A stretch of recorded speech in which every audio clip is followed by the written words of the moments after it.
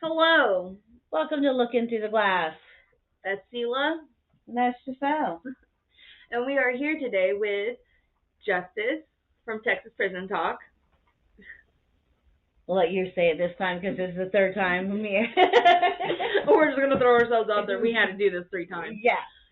And he's going to be here to give a little bit of his story. And We hope it resonates with somebody. yeah, if it resonates, please make sure that you let us know. Follow us, whatever the podcast things do. Follow Justice on. He does have his TikTok platform, and we'll let him take the ropes on this. Oh, I get to introduce.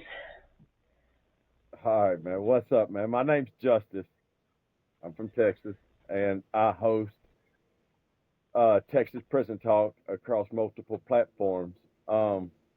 My pages are dedicated to my time in prison, hoping that somebody, usually younger guys and women, will hear my stories and it will deter them from making the same mistakes that I did.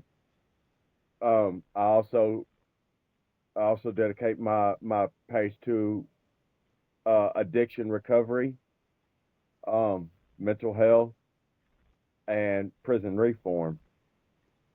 Um, at least here in Texas, anyway. Uh, I started Texas Prison Talk four about 4 years ago, and many accounts ago. Uh, my story is basic, at least to me it is. It is a story of how I grew up and what has led me down the road that I have walked and where it has led me to today. Um, take this off. It's gonna fall.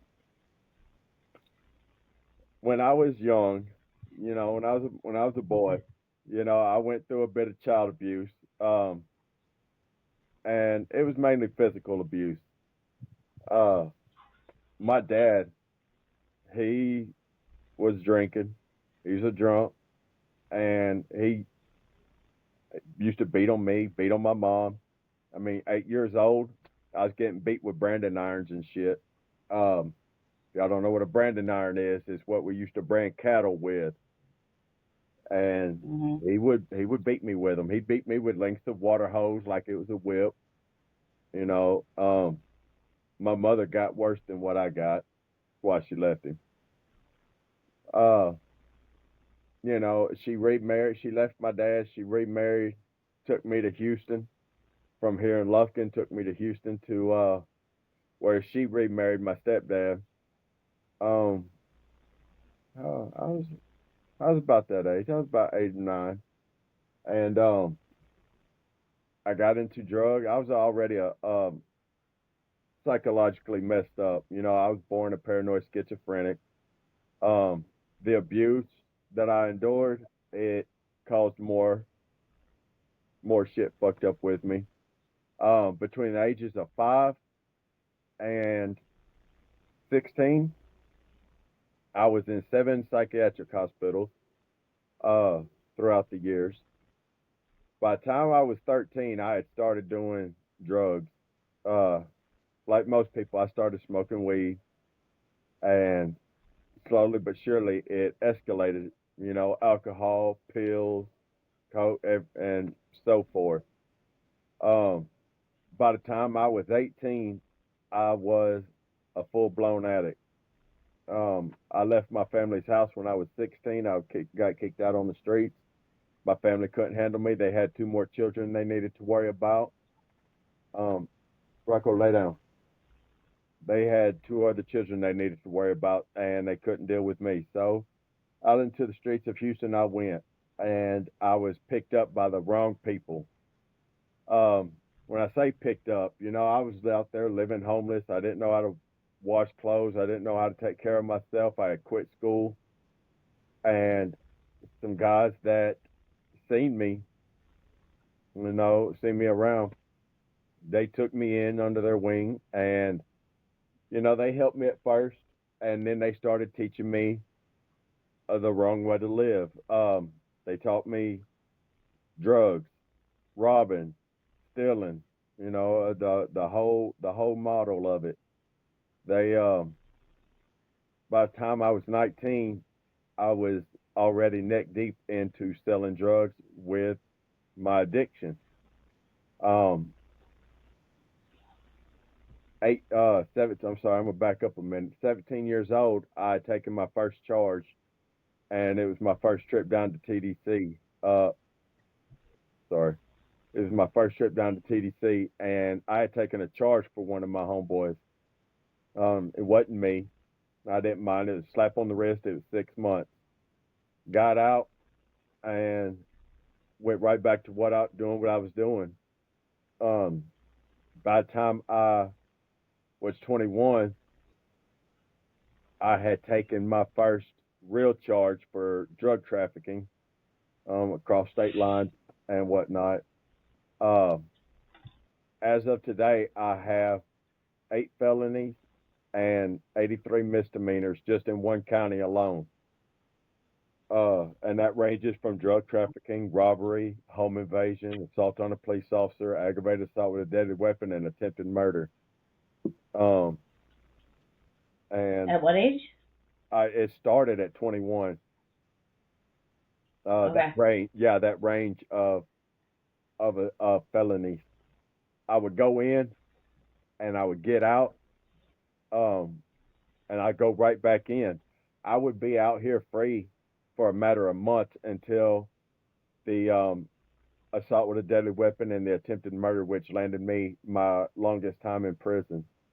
I've done 15 years completely. Um, I did 8 of them flat while I was in administrative segregation. That was 23 hours a day in a 5 by 9 cell. I say 23 hours a day. I came out about 3 times a week for an hour on the rec yard in a 5 by 9 cell. Um, prison in the beginning didn't correct my behavior. If anything, it worsened my behavior because of the guys that I started hanging around in the beginning. I joined an organization when I was 17, and that was part of the problem. And I didn't join it in prison. I joined it out here. I started it in the free world. Uh, and during my time in prison, I've been stabbed 6 times. Out here, I've been shot 3 times. Um, I've been in gang riots. I've been in race riots. I've been in fights. You know, some that have put me on in a hospital on, I don't know what you call it, um, damn near dead. Might as well say damn near dead. Hmm. The worst one, On your deathbed, basically. yeah, the worst one was I was down on Ferguson unit and I got hit with a welding rod about right here. It went in, I pierced my lung, went through my lung, and pierced my right lung. And I sat down there in um, isolation for about 8 days before I got sent to John Seeley, which is the hospital for TDCJ. Um, hmm Yeah, I heard that story. I've heard that story. all over my radio, all over a radio. Yeah, You can get it. all over your alarm clock radio. Yeah. Yeah. Matter of fact, I still have it in the house as a reminder. Mhm. Um, Yep. let's see. You know, when I went in, when I really started doing time, I was uh I was given this notion of the so-called gangster that I wanted to be. The guy that had taken me in, he was from East Houston, and when he spoke, when he gave an order, people listened. People did what he said without question, without anything.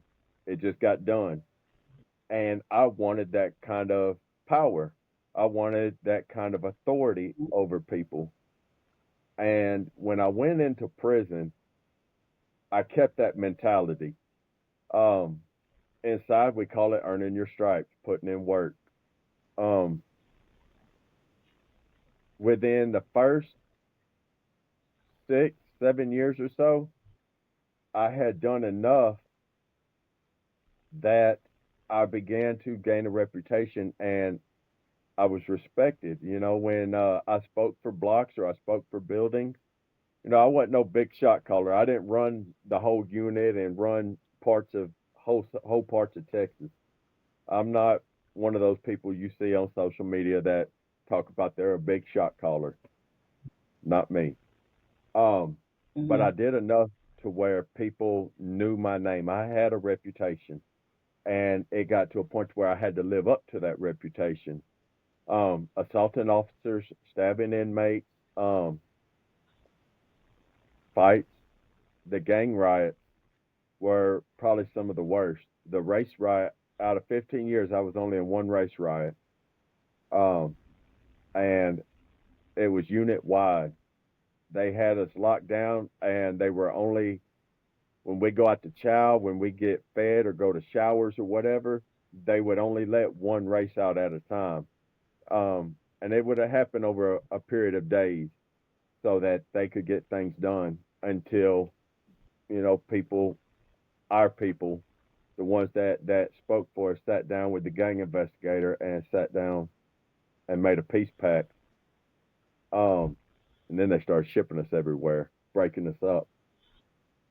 I was Mhm. released from prison 2019, November 21st, 1 week before Thanksgiving. That was probably, out of everything I've been through, that's probably the most scariest day of my life. I had become so institutionalized that I was afraid to be released to the free world. Um, I had, I was on the all red unit when I caught Shane come down to Huntsville to get released. I sat on the walls unit for 2 weeks watching people come and go, come and go, come and go, getting released. Probation, parole, or just their long way, their mandatory discharge. When Mhm. the closer my day came, the more scared I got. Um, I didn't know if I could function out here. I had become so institutionalized that living in prison was the only way that I knew. I didn't know how to get a job. I didn't know how to get a driver's license. I didn't know nothing about a bank account. When I was released, I didn't know how to work a phone.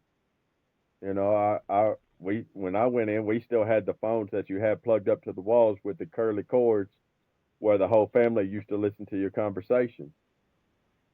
And here you come out and where you get to have your whole life, including a computer on your phone. Um, yeah, when I went in, I remember Oregon Trail or Napster when you wanted to download music. I remember those things. Mhm. You had Yeah. to, yeah, you had the modem or whatever that's called, where you couldn't use the phone and the computer at the same time. You had that, Yeah. Modem. you had Yeah. that. Dial up. There you go, man. I remember that sound. So when you can imagine 15 years later that I come out, the culture shock that was put upon me. Well, the day came for me to come out, to get released. I had rigged the door and stuffed a bunch of glue and paper in the lock, and to where they couldn't open the door. And when they came asking me, what the fuck, told them I didn't want to go home. And the guard looked at me crazy. He's like, "You don't want to go?" I said, "I don't want to go home. I'm not going. You're going to have to make me go because I'm not going." He went and got the sergeant. The sergeant came down. I told him the same thing. He looked at me crazy. He went and got the lieutenant. The lieutenant come down. And the lieutenant talked with me for a minute. He's like, "You understand that we have to release you. You cannot stay in prison. Even if I was to harm somebody right then and there, I was still going to be released, but the police would be outside to handcuff me, and I'd go through the whole process of county getting charged again, and They couldn't just keep me in prison. He said, we're going to have to Mhm. force you into a release. And I said, that's it's going to have to happen. So they came down and they got these big cans of riot gas of mace. They sprayed me down and they had to weld the door open off the hinges, and they run a team. A team is a 5-man team. They are suited up like Ninja Turtles, the SWAT team. The first man has a big plastic shield, well, plexiglass shield, not plastic, but it's a shield, and they run in to push you into the wall. The other 4 people, one gets each arm and one gets each leg, so that they can wrestle you down and handcuff you. Um, they did so. They took me into the shower. They allowed the cuffs to be in front. I had cuffs on my legs, and they let me wash the mace off. That is a mistake. For anybody that's wondering, if you ever get maced or sprayed with pepper spray or anything, do not get in the water. Do not get in the water.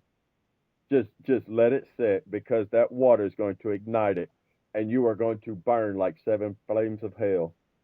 Oh my God, that was bad. Um, but anyway, they gave me clothes to be released in. Uh, they gave me all my paperwork. They put it in my back pocket, put it in an envelope, put it in my back pocket. They walked me out the front doors and unhooked me and pushed me to the stairs and shut the door behind me to where I couldn't come back in. And I was terrified. My mother was there. She was there to give me a hug. She was happy and all this. I was terrified. She thought I was crying because I was happy. I wasn't. It took um about a year and a half, 2 years for me to adjust to being out here in somewhere where there's no structure, there's no discipline, there's no order. Nobody, I didn't know how to do anything. Like I said, I didn't know how to work a phone. I didn't know how to apply for a job. I didn't know how to do things. Um, my first year, I remember, um, and I went back through my drug addiction for quite some time. About the first year and a half I was out, um, I remember there was this sheriff. His name's Anthony, Officer Anthony. He used to sit across the way, across the highway from my trailer park, and I was so frustrated with not being able to function out here correctly. I couldn't go to HEB and go to grocery shopping without flipping out. Um, some people would think it was a panic attack. There were so many people around me, so many people that were close to me, that I was having problems not lashing out, attacking people, because they were just walking everywhere. Nobody said excuse me. Nobody understood that they were too close to me, and I wasn't used to people. I wasn't used to human contact anymore. Um, out of 8 years, No, you were deprived of it. well, out of 8 years of being in SEG, coming out three times a week, about 3 hours a week, the only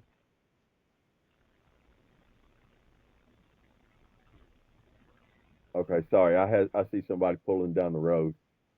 Um, the only human contact I had for 8 years was when I'd be pulled out for showers or for rec, and a guard would hold me by my arm. That was the only Yeah, human it wasn't contact. nice No, contact. Whatever contact you had was not nice.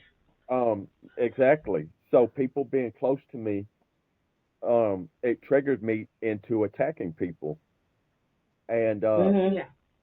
I would run out of the grocery store and I'd run back to the car. My wife drives me everywhere. I can drive now, but she drives me everywhere for the most part. Now I can go into Walmart. I can go to my doctor's office. I can go places and I can talk with people. I can smile. outgoing, and I'm not friendly, but I can be outgoing. You know, I can try to fit in for the most part. Rocco, you stay right here. Sorry. Uh, but like I said, that Officer Anthony, I gotten so frustrated with being out here. I went and I bought a sack of dope, and I went over to him. I knocked on his window, got his attention, and I handed him the sack, and I was like, "Hey, I want to go to jail." And I have never seen such surprise on an officer's face. He said, "What?" He looked at me and he looked at the sack of dope. He said, like this can't be real." And I said, "I want to go to jail." He put down. He was doing paperwork. He put down his clipboard and he stepped out the truck and he looked. He said, "Is this real? Is this dope? Is this dope real?" I said, "It's very real. I just went and wasted money on it." He dumped it on the ground, used the boot of his heel or his boot heel, crushed it up, put the bag into his truck, and he sat there with me for about 2 hours talking with me. You know,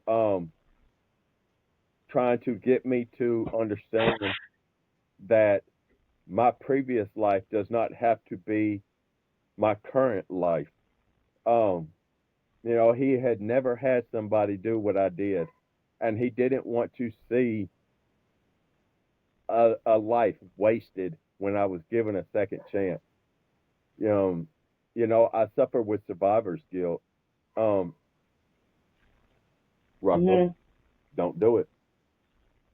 I've had people that I call brothers, you know, um, Biscuit and Two Guns and you know Hillbilly. These people are dead and buried for me.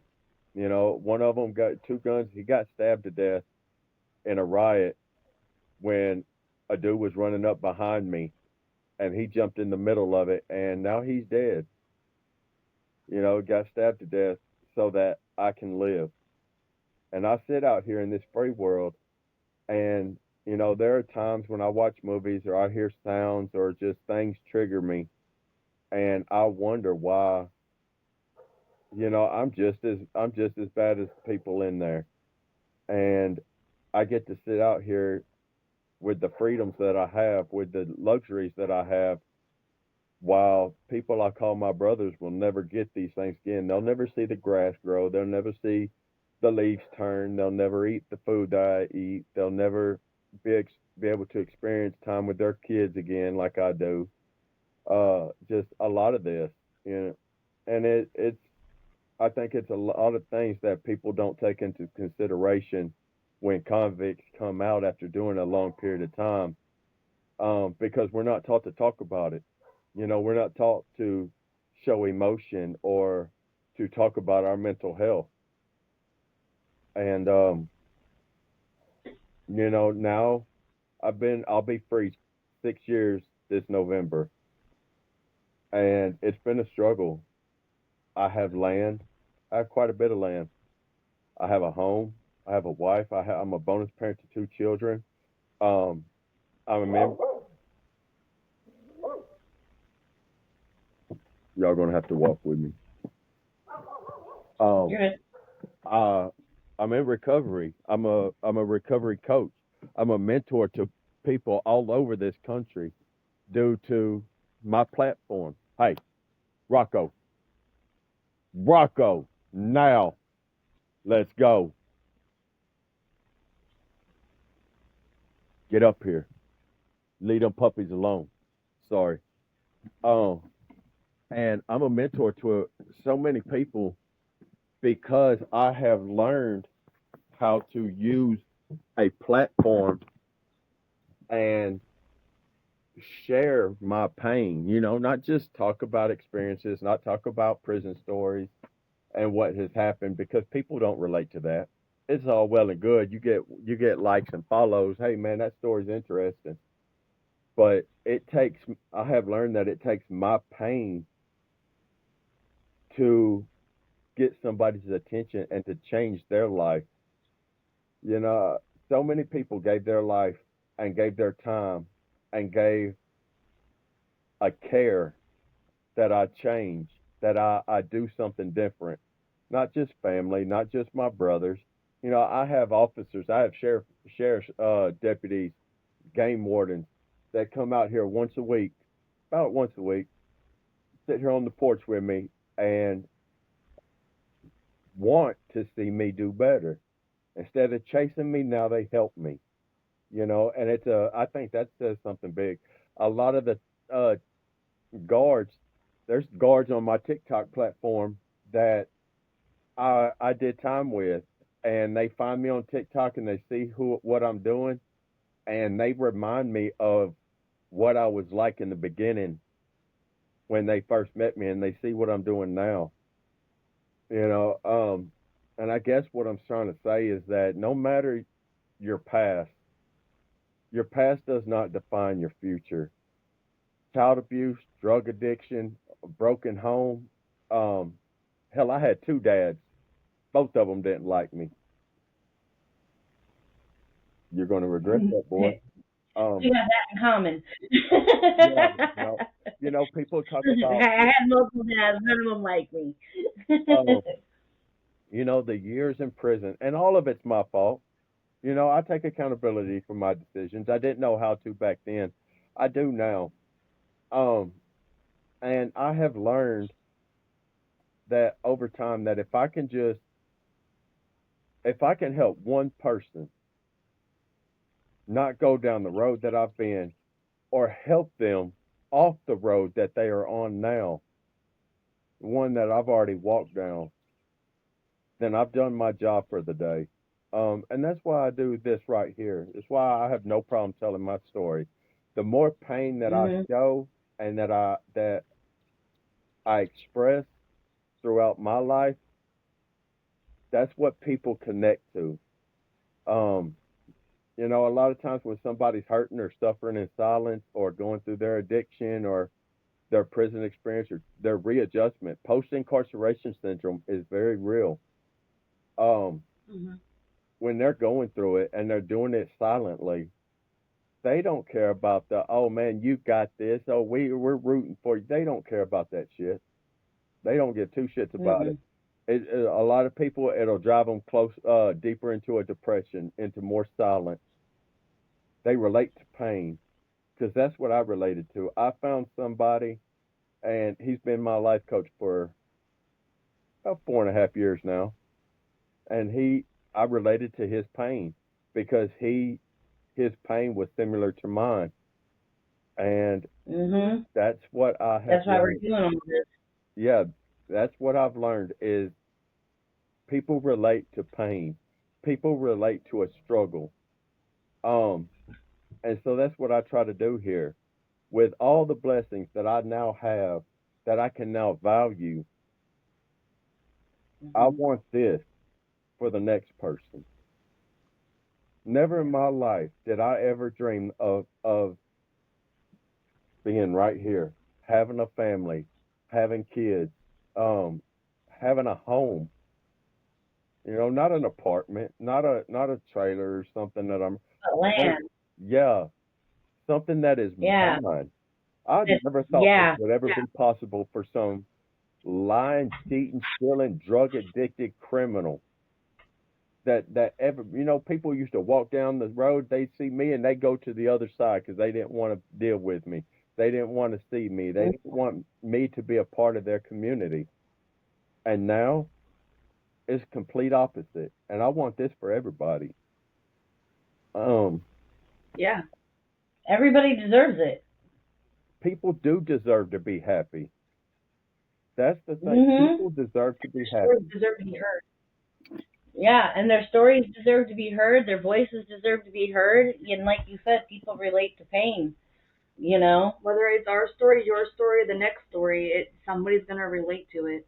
Um, well, and again, most people don't like affirmation. They do not like affirmations.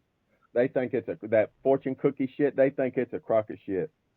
Most times in the beginning, Fortune most cookie times in the shit. beginning, it is.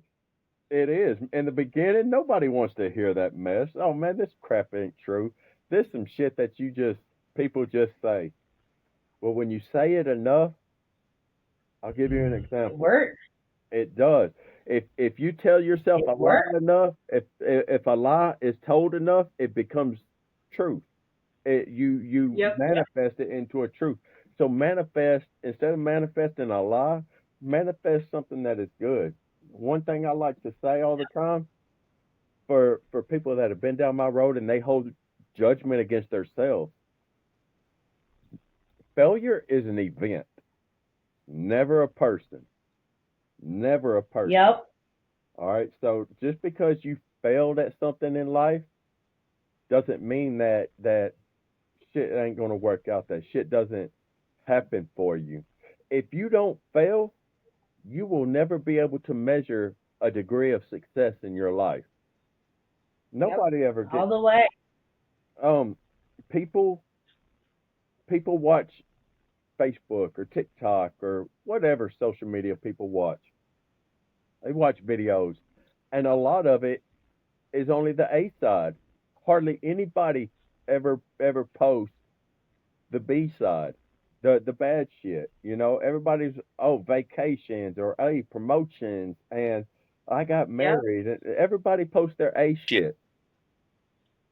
Post some of that B shit, and I promise you, you're going to find so many more people that relate to it. People that suffer in depression and PTSD and anxiety. These people that suffer in silence because they don't find the words. Post that shit. Somebody needs to hear it Yeah. because a lot of people suffer in silence because they feel like they're the only ones. They know they're not, but they feel like they're the only ones until they see that Yes. pain in somebody else. Um, my PTSD, for the longest time, I'm glad to say I haven't had an episode in about a year. What is this? 2025? Yeah, in about a year or so. My PTSD, it would be triggered by a sound, by a smell, by a lot of shit. But I would flip out of this reality. I wouldn't know I'm sitting here in the living room with my wife, with my kids, the dog. I wouldn't be in this reality. Um, Mhm. and I was a threat to them. Um, I would harm somebody without knowing who they are.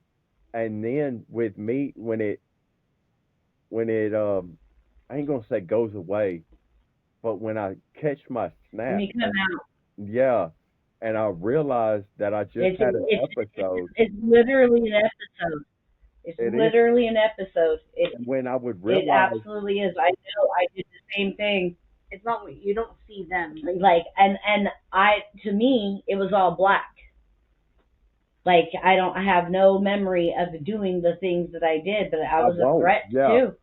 you don't have a memory of Yeah. it. The only thing I know No. Mm-mm. is that when I come to and I see people like my wife, she'd be crying, and all I could do is pray that I didn't hurt because I know how violent I can be, and I know the destruction that I'm capable of, and all I can pray is that I didn't hurt somebody I love, you know. Yeah. And it's something, and I talk about how hard it is for me. I can't imagine how hard it is for my wife or for my kids to deal with somebody like me. There are times that I know my children are still afraid of me, and that's hurtful to say. It's hard to say. My kids are 9 and 11. They're girls, and my little one, I know she's afraid of me. Not every day, but if I get But angry, she's got triggers too. she does have that trigger, and it's because of me. You know, um, Mhm. and that's hard. It's That's hard something to hard see. to live with. But I sit with my I kids. understand it. I sit with my kids, and I explain to them. I do not sugarcoat anything with my children, and I tell them this is what happened. This is why what happened. And it Mhm. makes it a little easier. They're children; they don't understand it. They're listening, they accept it, but as when they get older, they will be able to They'll understand, know. and hopefully they'll look Yeah. back. They'll know. They'll learn to understand. They'll know because you're talking to a kid that dealt with it with me right here. You know, that fully went through it, and as an adult, and she knows and she understands. Well, It is very helpful to keep that truth. They need that truth. Yes. well, like with my oldest daughter, you know, because she'll be, oh, a hummingbird. Sorry, I got ADD. ADD at its best. ADHD. We do the same We thing. do the same thing. I have a can propped up right here on a beam on my porch, and it has sugar water in it, and he comes Mhm. down every now and then. Yeah. So anyway, you know, like with my daughter, my oldest, I know she's going to be angry. She's 11. She's starting her puberty a little early, and she's going through all these hormones and whatnot. Um, and I know she's going to be angry. And I tell her, I've always told her, you're going to be mad at me. You're going to hate me for this, this, this, and this, and you're going to accuse me of it and all that. And I'm okay with that. I'm okay with that. You know, when you get older, maybe you'll understand a bit better. And that's why I tell you what I tell you now. Um, Mhm. you know, like my drug addiction, I don't hide it from her. She remembers it. Mm-mm. I don't hide it from her. And now that I'm sober, you know, I ask them all the time, do you remember how I was at this time and this time and this time? That's because of this. You know, one of her she remembers when I used to smoke weed. Um, I'm sober from it, but she remembers when I used to smoke it and why she sees a big difference in me then and now.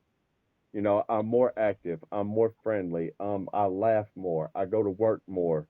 You know, I do things different, and she sees the difference. And one of her friends has been caught smoking, you know, up at school, and I don't think my oldest will have a problem. No, I don't think my oldest will have a problem because she really, really hated me when I was on drugs. She hated her mom when she was on drugs, and she remembers these things. Uh, but I also try to teach her to have compassion for the people that are in addiction. Don't enable it. Yes. Don't think that it's okay, but also have compassion for it because it's not something that Mhm. people can just turn off and on. Um, I don't know. I just think my story is it's a life changer. You know, to go through all I've been through and end up where I am now, I think is the reason I do what I do to show people that life changes. Nothing ever stays the same. But you have to hold yourself accountable and you have to deal with the guilt and the self judgment and all this here. You got to get square with yourself. And when you do, it's the hardest thing anybody can do is look in the mirror. It's the hardest thing. But when you look in the mirror and you get square with yourself, you accept what you can't change and you accept what you can change and you do something about it, the happier you'll be. It's not an easy road. It's not supposed to be easy. I don't know if anybody's ever done construction, but when you have to go tear up that highway and redo it just to lay down fresh asphalt, that's exactly what you're doing with your life. And it's not meant to be easy. Mhm. Mhm. It's extremely tough. Don't you do But it. it's the best thing you could ever do for yourself It and the is. people around you. And I encourage people to take this hard road. Because if you walk an easy road, you're not going to learn nothing. You're not going to get nothing out of it. The things that come on an easy road, they leave just as easy. Easy come, easy go. But Yep. the things you work for, the things you strive for, when you put your pain into purpose, that's when you get value. That's when you learn to value yourself. Yeah, absolutely. And I say all that, and I'm not perfect. A lot of people think that I figured out the puzzle. I'm sitting here on a monitor, out on bond. God dang, because I couldn't keep my mouth shut. But it happens. Um, we do slip. I do When this. you're swimming and you're living a real life, Well, I you know this know. because we do slip up. Even going down the Mhm. good road, you do slip up, and it is okay. But it doesn't matter about the slip up. What matters is what you do about it. Yes. Yes, Exactly. 100%. And just be happy you came through on the other. You're out, came out, and you're alive on the other side.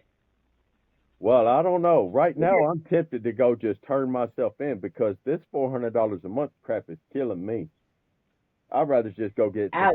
go get the time. But that's also I'm a different breed. I'd rather just go down there and do the time and come back and start life again. You've You been know what I there and mean? done it.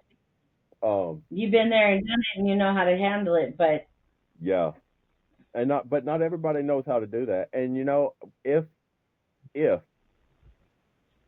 I get sentenced and I do go back, here's something it's crazy that I look forward to it. Oh, let's say I get another 2 or 3 years. God, I don't want that. But let's say I get it. For some crazy reason, I look forward to it because here's the think of the last time I went into prison. I was hyped up on drugs, PCP, meth, fucking weed, pills, all of it. The only thing I've never done is put a needle in my arm and heroin. The only thing I've never done. Everything else I've done, and I've done to the fullest. I'm trying to see how far I mhm. can go. Um, which was crazy. I had a convict mindset that I was a gangster, and I was trying to do that the guns, the shootouts. I've done all of that. That shit you see in movies, I've done it, and that's Mhm. how I went into prison. This time, if I go, my mind will not be polluted with this gangster shit. Mhm. Gangster shit died with Al Capone. I will not be going in with a chemical imbalanced mind. I'll go in with a sober frame of mind. Um, and I think that right there will do a whole lot helping me do my time. It'll give me a new aspect. Um, just the way I'll go in, I think will change the way I do time this time. And it maybe there's a lesson I missed. Maybe there's a lesson I missed. So I go back in, I do the time, I come back out, I start at the beginning. Well, maybe not at the beginning. I have a family. I have a place to come to. I won't go straight to being homeless and shit. I have a few steps up, but starting over in the beginning again is sometimes needed because maybe you missed something along the way. Maybe you missed a value, a step, a lesson. And I believe in that. I believe in that. And I look forward to learning the lesson that I missed because it's not like when you start over, when people I mentor, when they relapse, they seem to think, oh man, I just lost this 8 months or I just lost this 2 years or so forth. You didn't lose anything. You're just starting again for a reason. And you still have everything that you learned the first time and you build on that the second time, you know. You need to see it from a different perspective. You do. And you start again with a new perspective. And I think that has a lot to play on and he snuck off. And I try to He sure did. Real sneaky little bastard he is. Yeah. But I try to teach people about this, and I want them to learn. If I can help anybody in any kind of way, something else I like to say is I don't have to know you. Truth be told, most times I don't want to know you, but I know the struggle. It's one of the things I like about you, Justice. I don't want to know you, but I know the struggle, and I know the pain. I know the difficulty. I know. And if I can walk with you through it or just guide you. Another thing I like to say, that's my job now. That is my job. Let Mhm. your pain be the stepping stone for the next addict coming to recovery. And if I Yeah. can do that, yeah, if I can do that, then I've done my job. Um, a lot of addicts, my wife is one. They can't go around people that are using in their face.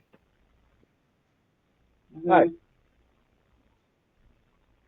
I can go to the trap house and I can go watch that dude hit the crack pipe or roll the bowl or God forbid hit that vein. I can go watch them. Mhm. And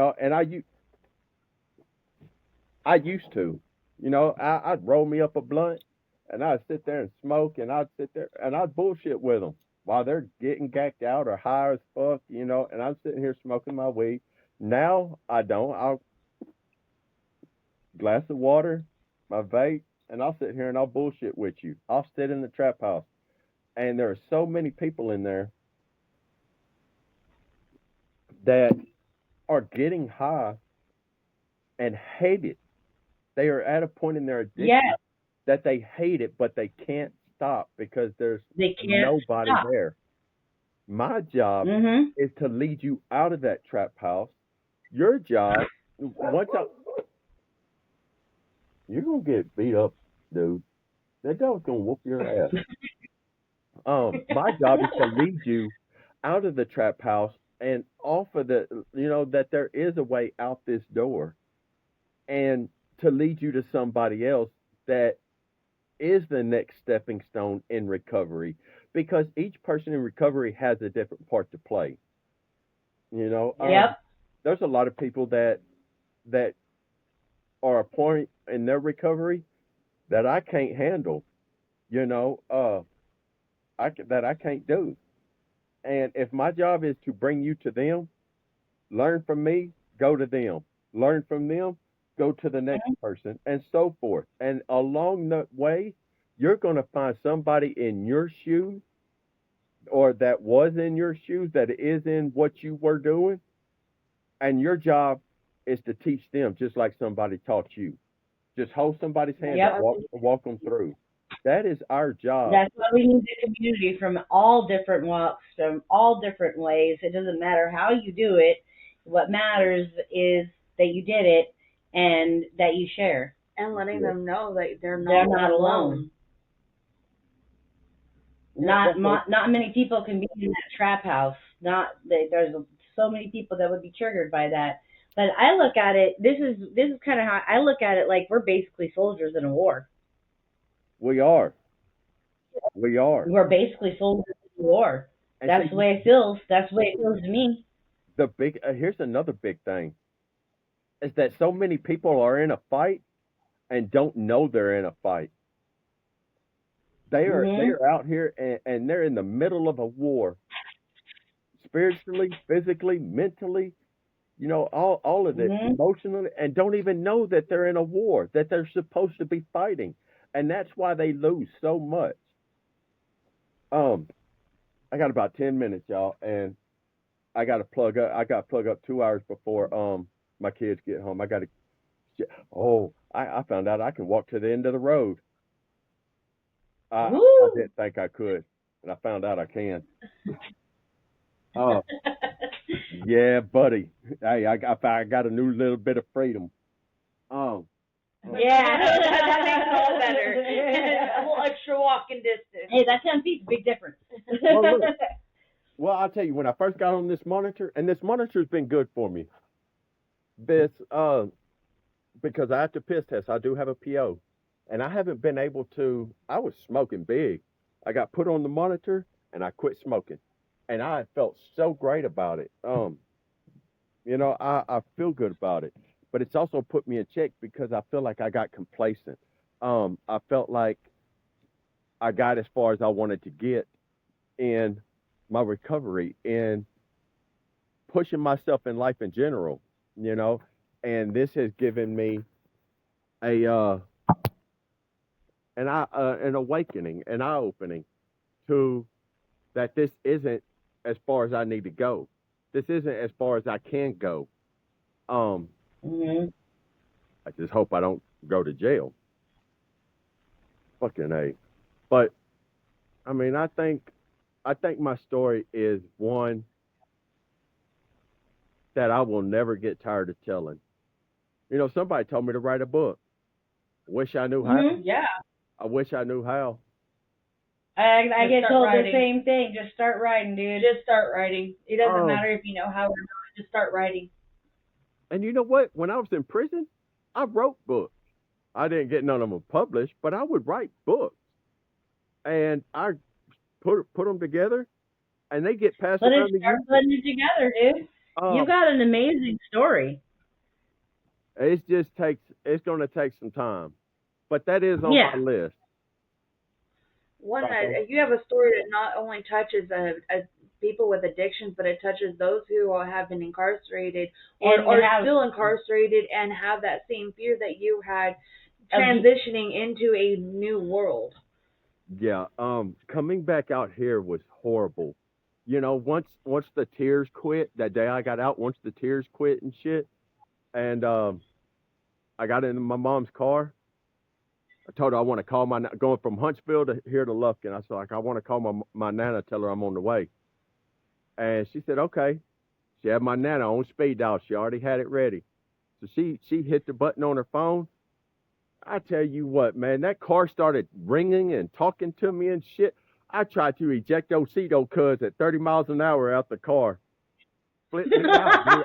Man, I was trying to jump out the car. I didn't know what was going on.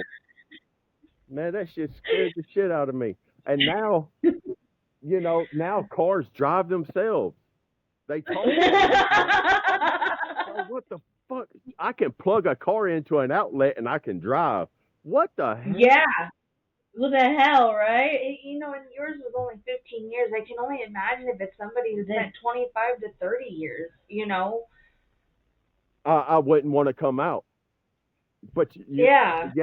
I wouldn't come out. If I knew I had a 20-year sentence and I was about to make it, I won't lie, I would probably unalive somebody so I could stay in there. I can see wouldn't how want that to would come out happen. there. Yeah. I can absolutely see how that would happen because, like you said, you're not used to anybody being around you, and all of a sudden you've got people all around you, all over the place, that have absolutely no respect, and you're being used to being given full respect. And see, like I'm not an affectionate person. Mhm. My wife, like, we'll cuddle for a second. I'll give her some love because I know she needs it. I know she needs it. She craves it. But after and I lie to you not, like 5, 6, 7, maybe 10 minutes, say, man, you got to get off me, man. You got to get off me. She's like, what's wrong? I said, you're all this, my bubble. Yeah. I I'm understand that. I do understand that. 'Cause for that shit. I'm the same way. I'm the same way. But I think that's also, it's not just prison, but I was never raised to be affectionate. Like growing up, I didn't have mom and dad loving upon me and shit. Mm-mm. I wouldn't want to love up on me either. I was a hellion. Dude, I was 8 years old. My mom, down in Houston, there's a hospital, it's called Intracare North. My mom went and put me in. She signed me into this psych ward, went right downstairs and signed herself in. Like I was too much. Shit. But Dang.